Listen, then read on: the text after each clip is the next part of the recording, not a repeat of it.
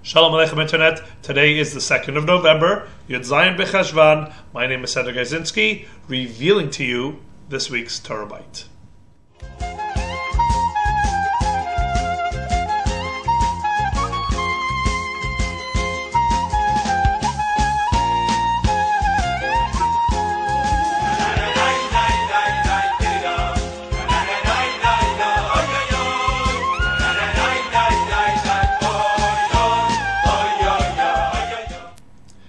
So I hope this video finds everybody safe and well following Hurricane Sandy. And a thought and a prayer goes out to those that are still dealing with its aftermath. This week's Torah portion is Parashat Vayera.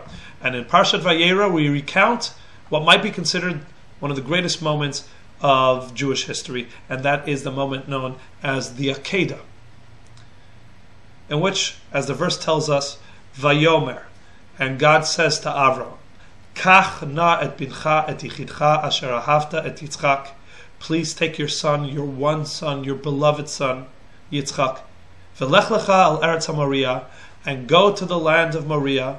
V'ha'alehu sham leolah al achad heharim, and offer him there up as a sacrifice upon one of the mountains, asher amari lecha, that I will tell you. In introducing this 10th test to Avram, God uses a word that he doesn't use in any of the other 9 tests. He says kachna, he says please. And the Talmud tells us that what God is doing here is he's essentially pleading with Avram to please pass this 10th test. In the words of the Talmud, Shelo yomru sharishonot lo hayu bahen mamash, that if you are not to pass this test, others might say that the earlier 9 were insignificant. So please pass this test. Others would say that the earlier 9 were insignificant. What if Avram was not willing to sacrifice his son? Then the fact that he threw himself into a fiery furnace for the sake of God, for the fact that he was willing to go out into the desert and leave his homeland and everything that he was comfortable with for the sake of God, those would be no big deal? So to understand this, we have to appreciate the radical difference between the first 9 tests and this last test. You see, the earlier 9 tests were not so much tests of Avram's faith, in as much as they were challenges to his commitment.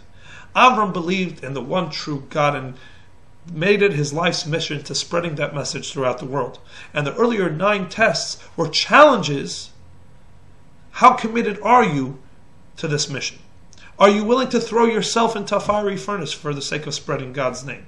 Are you willing to leave your homeland and everything that you're comfortable with in order to spread God's name? In other words, for the sake of this mission, Avram was able to draw on his convictions and the power of his commitment in order to triumph over these challenges.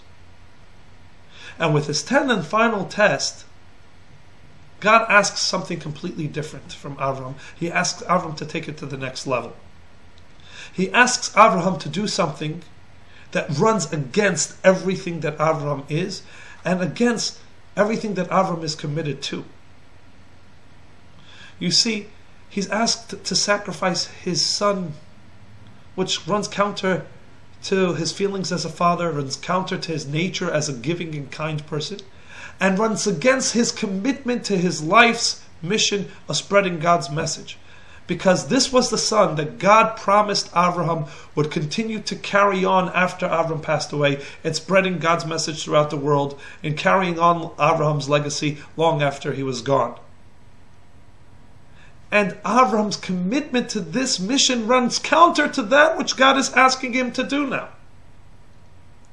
Why? Why sacrifice his son? Simply because God said so. This is the 10th test of faith. A test that at one point or another each one of us are faced with. We are all committed to our Judaism. And in most cases, our Judaism is in perfect synchronicity with our ideals, with that which we understand and that which we know is right. But then there are the times when our Judaism, our faith asks us to do something that we don't understand. And that might not fit into the rubric of what we consider right or wrong, what makes us feel good. And that is the test of faith. Are you willing to do it because God said so? Avram passed this test with flying colors. Can we? On that note, I wish you all a Shabbat Shalom and look forward to seeing you next week for the next installment of the weekly TorahByte.